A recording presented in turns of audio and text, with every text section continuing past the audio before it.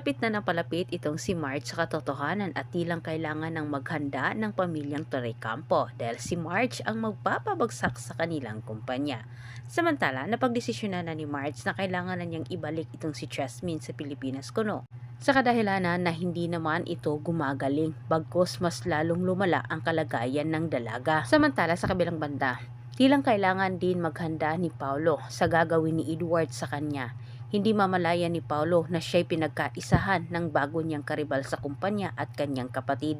Bumagabag sa isipan ni Edward ang sinabi ng kanyang kasabwat tungkol ito kay Paulo at Thea. Kahit walang katibayan itong si Karibal, pero sinabi niya kay Edward kailangan umano nitong bantayan itong si Thea at Paulo dahil masama umano ang kanyang kutob sa kinikilos ng dalawa. Laging ipinagtanggol ni Greg itong si Marge noon, ngunit sa pagbalik nito ay hindi na ito welcome sa kanilang tahanan sapagkat si Greg mismo ang nagbitiw ng masasamang salita dito kay Marge.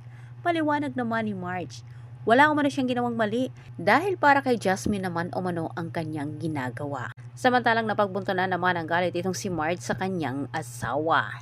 Inisip ngayon ni Paulo na parang si Marge na umano ang tumigi sa kanilang anak katulad na lang umano sa pagtigi umano sa kanilang relasyon dahil puno sila ng galit sa isa't isa. Ngunit sa kabilang banda habang pinanood naman ni Thea ang dalawa na nag-aaway, tilang natutuwa ito sa kanyang titig. Sinasabi naman ni Thea sa kanyang isip na palapit na ng palapit umanong mahuhulog itong si Paulo sa kanya at makukuha na niya ito. At dahil nagkasiraan na ang dalawa, nag-isip naman ng paraan itong si Thea para masira din ang relasyon nilang dalawa ni Edward upang sa ganon ay magkahiwalay din sila at siya ay mapunta naman dito kay Paulo.